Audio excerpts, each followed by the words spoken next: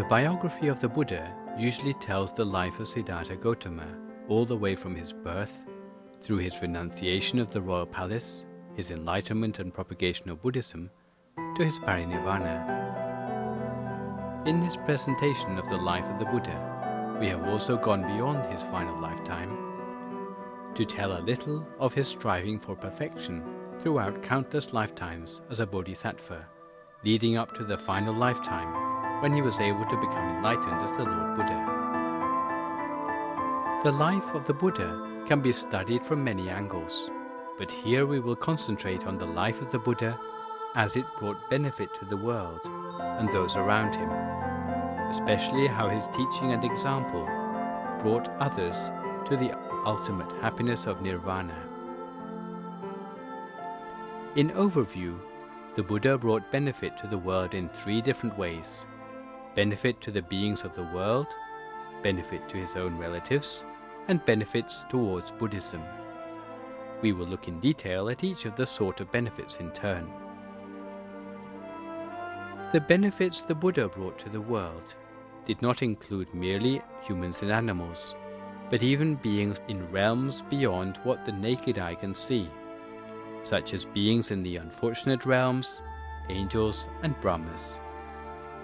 In the weeks immediately after his enlightenment, the Lord Buddha reflected that the truths he had attained were profound, and it would not be every being who could be taught to appreciate those truths in their profundity. Some beings had more capacity to understand the truth about the world than others.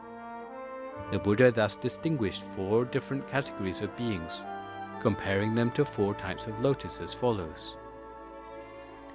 The first group was the lotus blossom above water level. This sort of lotus can be compared to beings that are beings with keen faculties and whose mental defilements are few. Such beings can swiftly understand the Dhamma as soon as they hear a teaching. These are the beings most quickly able to benefit from the Buddha's teaching. The second sort of lotus is the lotus blossom at water level.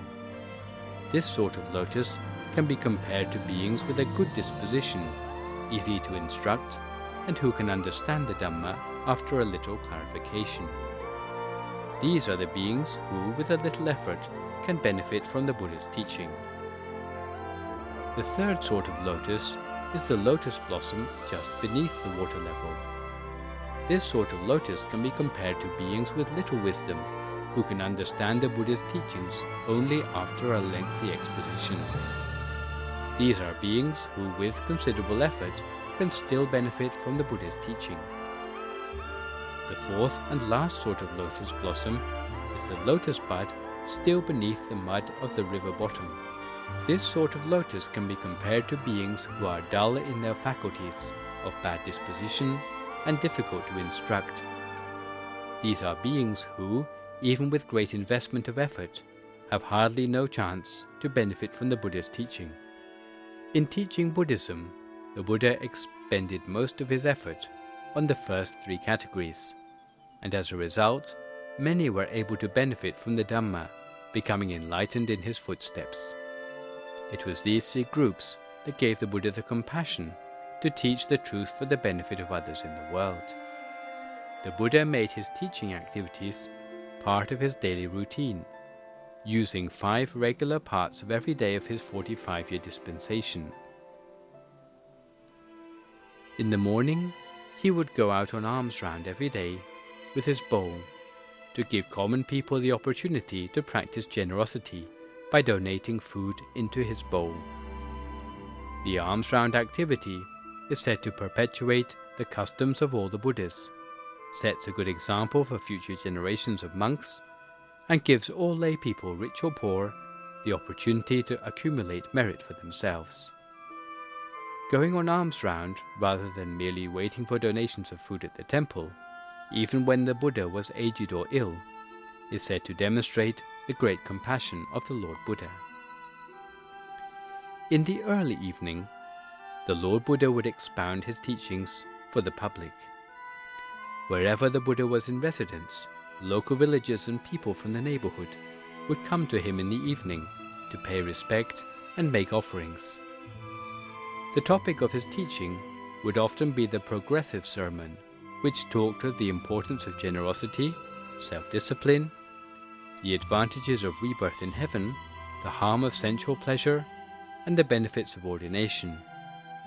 In expounding the Dhamma, the Lord Buddha was more interested in helping the audience to attain the stages of enlightenment than in what they had brought to offer him. Indeed, every day, members of the public attained the stages of enlightenment in the Buddha's footsteps as a result of his instruction. In the late evening, the Lord Buddha would give teachings to his community of monks on subjects that would lead them to be content with a monastic life and inspire them to train themselves to break free of all suffering, like he himself had done. These times would also be the opportunity to clarify any doubt the monks might have in their minds concerning their monastic practice.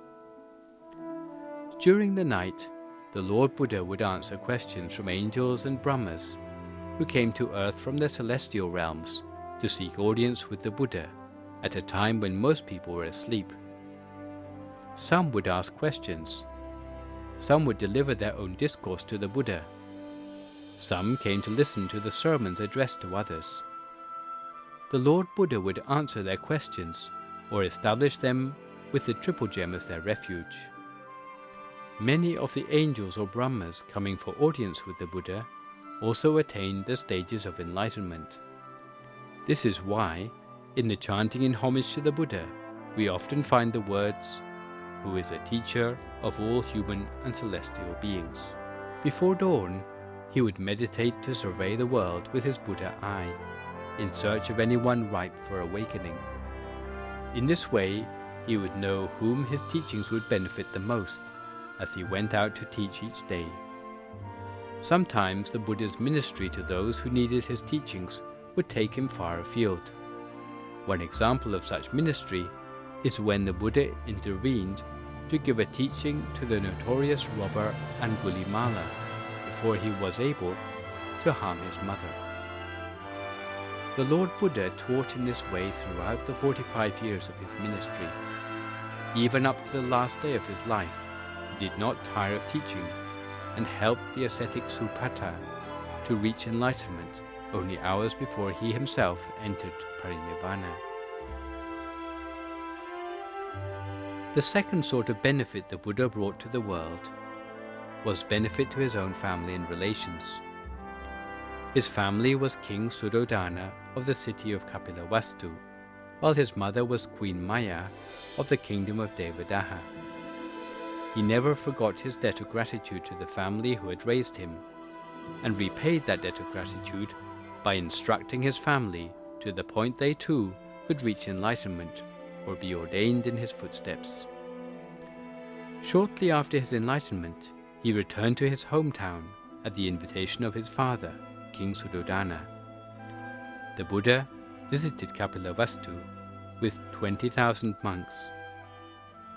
Through his teaching, King Suddhodana and his relatives were able to attain the initial stages of enlightenment called stream entry and take the Triple Gem as their refuge.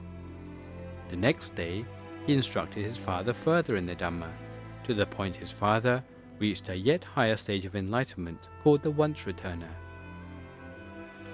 Later still, before King Suddhodana passed away, he instructed his father on his deathbed until he could attain full enlightenment and enter upon nirvana at death. He taught Princess Yasodhara, his former wife, explaining to her about how they had pursued perfection side by side for 100,000 aeons. All that time ago it had been Yasodhara who had been his inspiration to do good deeds. Hearing these words, she no longer grieved losing him, but instead was able to attain enlightenment at the level of stream entry. Later she, and almost 100,000 other relatives, ordained as nuns, and, attaining arahantship, entered upon nirvana. When the Buddha returned to teach Dhamma to his relatives, Princess Yasodhara sent their son, the Prince Rahula, to ask for his father's inheritance. The Buddha, however, saw that no wealth could compare with the transcendental inheritance of Nirvana. Therefore his legacy to Prince Rahula was to allow him to ordain as the first ever novice in Buddhism. The Buddha went on to instruct his son until Rahula was able to attain full enlightenment and become the foremost of his disciples in academic studies. In addition to this, many hundreds of thousands of his relatives joined the Buddhist monastic order, some being the foremost amongst the disciples in particular skills, and some known for their excellence in propagating Buddhism down to the present day. One particular example of his concern for his own relatives was to settle a dispute between rivaling factions of his own family. In those days, the kingdom of his father's side of the family, Kapilavastu, and that of his mother, Devadaha, were separated by a river. The river was called Rohini. People from both kingdoms had to share the river as their main water source. At a time of drought, river water became so scarce that quarrels over the river water became so violent that the army had to be called in on both sides of the river. The Buddha realized he could prevent dispute and bloodshed on both sides, so he went to that place on the river and admonished them to see the love between relatives should be friendship that is thicker than blood. He asked them whether the drinking water was more precious than each other's blood, and when they agreed it was not, they came to their senses and settled the dispute over the water in a peaceful way.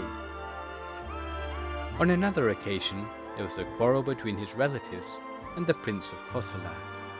Since his relatives, the Sakyas, looked down on a certain Prince Vitutapa of Kosala on account of his imperfect reading, as soon as he ascended to the throne of Kosala, he marched against the Sakya kingdom. The Lord Buddha intervened, waiting for the approaching Kosalan army beneath a leafless tree. When Vitutapa saw the Buddha, he paid respect to him. The Lord Buddha taught him that the refreshing shade of a tree ought to be like the love between relatives. The prince realized the Buddha's message and ordered his army to retreat instead of proceeding with the conflict. The third sort of benefit which the Buddha brought to the world was his fulfillment of his duties towards Buddhism. After his enlightenment, the Buddha realized that duties towards Buddhism included both spiritual work on himself and laying down the system by which Buddhism could continue to prosper even in his absence. Even though enlightened, the Buddha continued with the spiritual work on himself by meditating in solitude frequently, sometimes for 7 days at a time, sometimes for 15 days according to the circumstances. His example shows that although he did a lot to serve and benefit society, he never forgot his commitment to do spiritual work on himself too. As for the Buddha's commitment to the benefit of others, according to his duties to Buddhism, he set in motion the wheel of the Dhamma, established Buddhism, and laid down the means by which it could be perpetuated before he passed away. In the beginning of his dispensation, he ordained his monastic disciples in person. Later, he delegated his authority for enlarging Buddhism, allowing elder monks to ordain monks and novices themselves.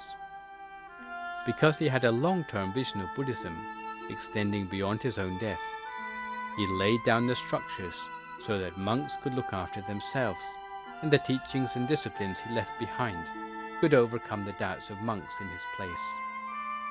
He established a system of seniority for monks, whereby those ordaining earlier should be respected by those who ordain later. As the elder monks took responsibility for teaching their juniors would take responsibility to care for and support their elders. Furthermore, the Buddha recognized the important roles of the 4 different sectors of the Buddhist community: the monks, nuns, laymen and laywomen. Monks had the duty not only to train themselves, but also to protect and spread the Buddhist teachings, instructing the nuns, laymen, and laywomen. Unfortunately, the community of nuns does not exist anymore in the traditional sense. However, the laymen and laywomen, it was clear that the Buddha meant that they too cultivate the perfections, but through generosity, keeping the precepts and meditation, while giving their support to the community of monks in terms of the 4 requisites, while protecting the monks in case of danger.